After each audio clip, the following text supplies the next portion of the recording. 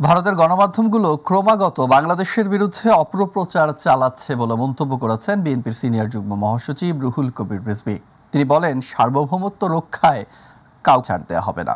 ভারতের আগরতলায় বাংলাদেশের সহকারী হাইকমিশনে হামলার প্রতিবাদে বাংলাদেশ পূজা উদযাপন ফ্রন্টের বিক্ষোভ মিছিলের আগে তিনি সব কথা বলেন। বাংলাদেশে হিন্দু মুসলিমের সম্প্রীতি অত্যন্ত পুরাতন, যা কোনো ষড়যন্ত্রই ভাঙতে পারবে না বলেও মন্তব্য করেন রিজভী।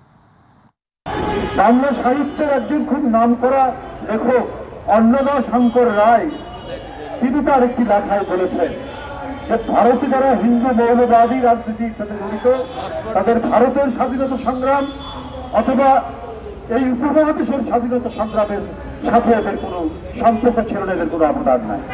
তাই ওরা বিভাজনের নীতি, বিদ্বেষের নীতি, অসুয়ার নীতি, এই অসুয়ার নীতি নিয়েই তাদেরকে রাজনীতি করতে হয়।